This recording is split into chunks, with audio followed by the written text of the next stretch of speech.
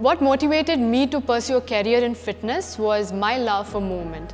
And I realized that how important strength training is for women. So my sister and my mother were my biggest support back then. So here we focus a lot on your push strength, and also a lot of multiple muscles are being used. I know everybody talks about consistency, but how do we keep up at it? Focus on how you can build a routine rather than just focusing on an outcome of the goal.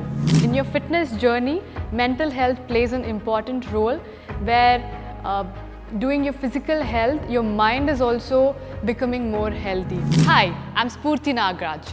I'm a fitness instructor certified in personal training, animal flow and Indian clubs and maces. Currently, I'm a coach at Tagdaraho and I focus on doing online sessions which is mostly focused on training women. I am here to guide you through my fitness journey as a fitness professional.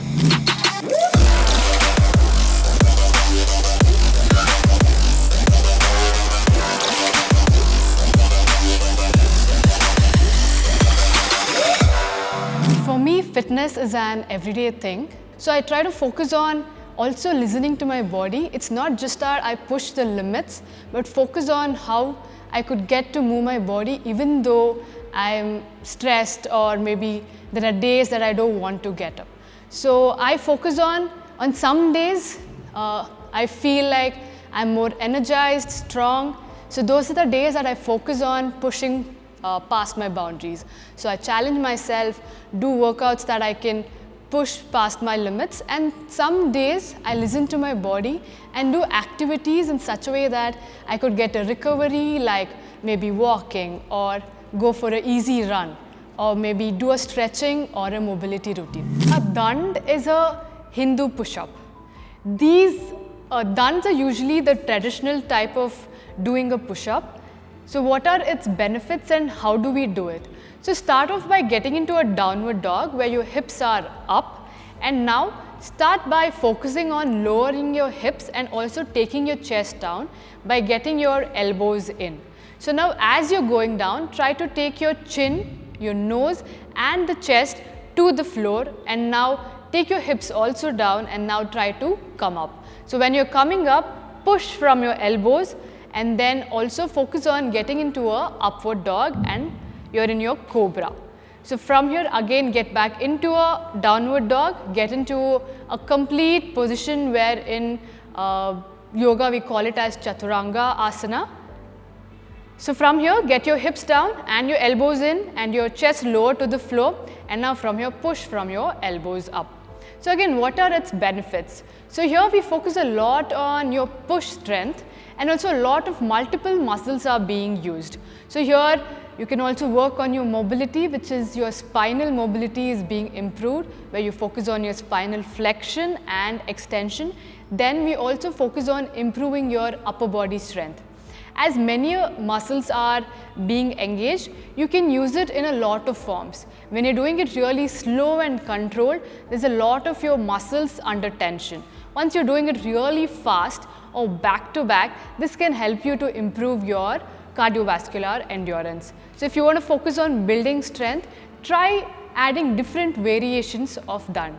So which will really help you to improve on your upper body strength and also your push strength. I primarily focus on strength and mobility. So taking into consideration, strength is something that everybody requires so that your everyday task becomes so much easier, and mobility plays an important role in the aspect of fitness where it helps you to move without pain and with so much ease. So these are the two most important aspects that I would focus on, and mobility, and I think everybody should focus on mobility as a part of their routine, which will make so much difference in their fitness journey. Animal flow is a ground-based movement where it improves your flexibility, strength, mobility, and also focusing on core stability. So these movements come from a combination of yoga, gymnastics, or even breakdancing.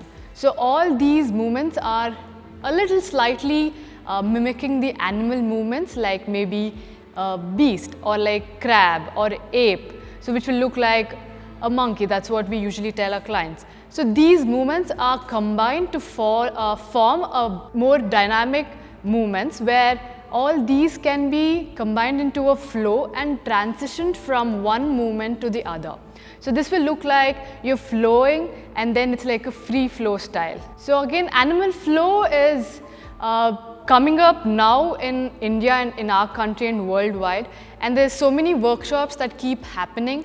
So anybody can, even somebody who is just at the beginning of their fitness journey can also start off, and somebody who is really advanced and intermediate can also do these movements. So these movements can be done to improve your mobility, flexibility, and also it can be used at the end of your workouts, maybe to cool down or also to warm up or also to improve your cardiovascular endurance when you're done one after the other. So there's so many movements which are really fun. These movements also help you with building strength. If somebody who is just starting out as a beginner, so you will be able to do all the level 1 movements, which will include a lot of movements like beast, crab, ape. So these movements will build a foundation for you to do the advanced movements. Does one person better each day make remarkable transformations? Yes, and I do believe in this. How does this even happen? I mainly believe that, like if I have to give you an example, imagine you want to be able to do a push-up by end of this month, right? And then we just start off with doing a wall push-up. So once you know you're familiar and your movement and your range of motion is good in wall push-ups, then we get into your knee push-ups or deficient push-ups. So once we do that, then we can slowly focus on banded push-ups or just the deficient ones, and then getting lesser range of motion and then coming back up.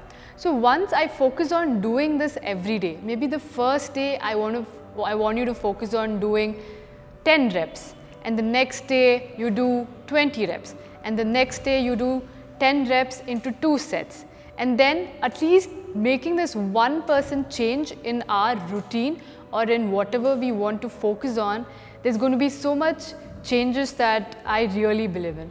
Like in my own example, I made sure that I did animal flow routine once a week, and that led me to so much changes that I could come up with new movements or come up with new transitions or come up with a flow on my own, which was really difficult at the beginning.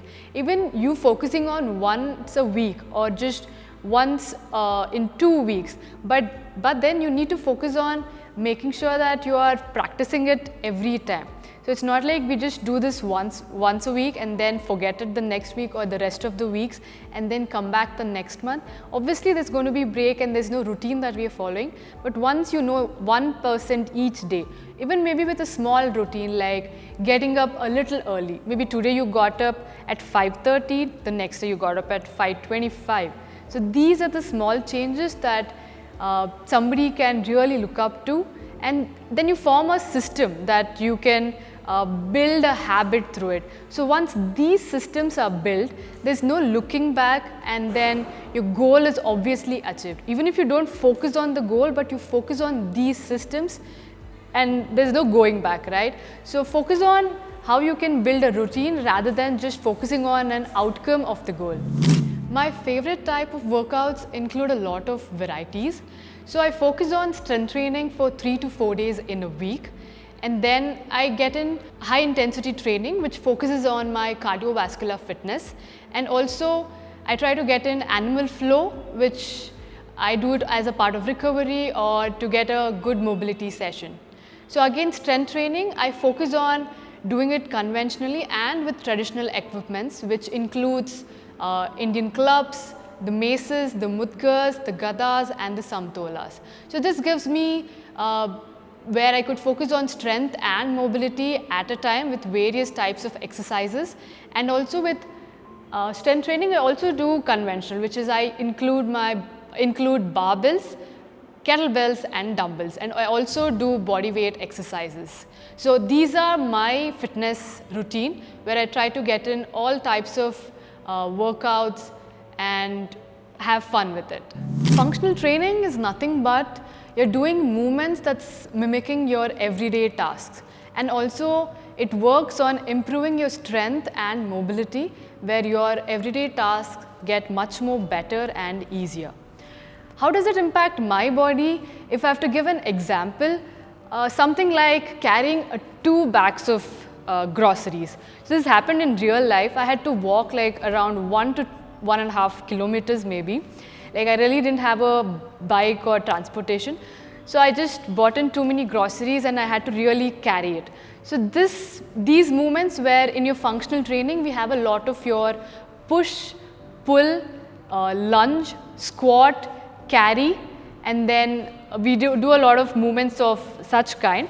So these movements have helped me to really, carry those 2 bags without any pain or without struggling too much to my home. So this is how your functional training can help you in your everyday life. Maybe you can move better. Maybe if you want to reach something higher, this is going to help you to pick up something easier without having really experiencing any pain.